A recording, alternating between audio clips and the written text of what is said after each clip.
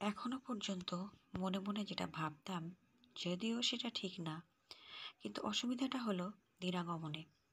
শিবানীর বাড়িতে গিয়ে এক বিছানায় তার পাশে শুয়ে ঘুমানোর আগে দুজন দুই দিকে ফিরে শুয়েছিলাম ঠিকই, কিন্তু শেষ রাতের দিকে যখন ঘুম ভাঙল তখন নিজেকে আবিষ্কার করলাম শিবানীর গায়ের উপর হাত রেখে তার বুকের মধ্যে মুখ দিয়ে আমি শুয়ে আছি।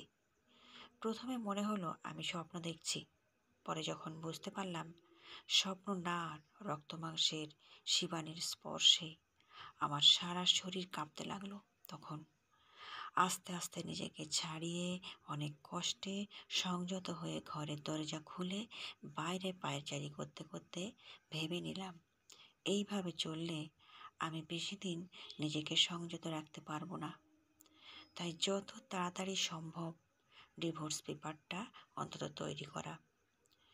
প্রায় 17 দিনের মাথায় মা দিদির বাড়ি যাওয়াতে একটা সুযোগ সামনে এসে গেল। বন্ধু উকিলের সাহায্যে পেপারসপত্র তৈরি করে শিবানীর কাছে গিয়ে বললাম, এই নিন আপনার মুক্তির কাগজ। আমাদের দুজনের এই মিথ্যে সম্পর্কের অবসান। মিউচুয়াল ডিভোর্স পেপার আমি সই করে দিয়েছি। আর এই আপনার আগামীকালকের ট্রেনের টিকিট মালদা যাওয়ার। আমার সাথে আপনার দিদি জামাইবাবুর কথা হয়ে গেছে। আপনার দিদি কাল দুপুর 1টার সময় আপনার জন্য শিয়ালদা স্টেশনে অপেক্ষা করবে। আপনাকে কাল ওনার হাতে তুলে দিয়ে আমার ছুটি। কাল একটু তাড়াতাড়ি উঠে রেডি হয়ে নেবেন। আপনাকে পৌঁছে দিয়ে সেকেন্ড হাফে একবার অফিসে যাব। এখন তাড়াতাড়ি ব্যাগপত্র গুছিয়ে রাতের খাবার খেয়ে শুয়ে পড়ুন। শিবানী কাগজটা হাতে নিয়ে একবারও সেটা না দেখে আমার মুখের দিকে কিছু সময় তাকিয়ে পড়ে বলল, এত তাড়া আমাকে এই বাড়ি থেকে বার করার জন্য? বললাম, আপনি তো চেয়েছিলেন।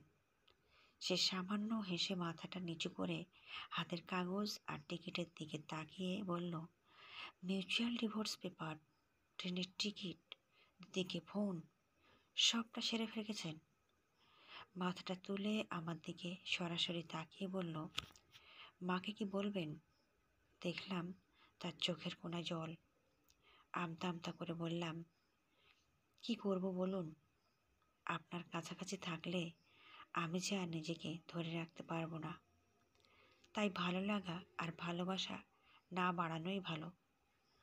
আপনি চলে যাওয়ার পর প্রথম কয়েকদিন হয়তো একটু অসুবিধা হবে, কিন্তু আপনি আরও কিছুদিন থেকে গেলে সব থেকে কষ্ট পাবেন আমার মা। মা দিন দিন আমাদের মধ্যে মিথ্যে সম্পর্কটা আঁকড়ে ধরে আপনাকে নিজের মেয়ের মতো ভালোবেসে একটা মিথ্যের সাথে জড়িয়ে পড়বে। যতদিন যাবে মার কষ্টটা আরও বেশি হবে। শিবানী আমার দিকে তাকিয়ে বলল, আপনার হবে না? আমি কিছু না বলে শিবানীর দিকে পিছন ফিরিয়ে ঘুরে দাঁড়ালাম। সে আমার সামনে এসে বলল, আপনি এত ভালো কেন? কেন আপনি জোর করতে জানেন না? ধীরাগমনে গিয়ে ঘুমের ঘোরে আমাকে জড়িয়ে ধরে আমার বুকের মধ্যে মাথাটা রেখে যখন অঘরে ঘুমাচ্ছিলেন, তখন একবারও আপনাকে সরিয়ে দিতে মন চায়নি। বরং আমি চেয়েছিলাম আপনি অভিনয় ভুলে সত্যি সত্যি স্বামীর ভূমিকায় অবতরণ করুন।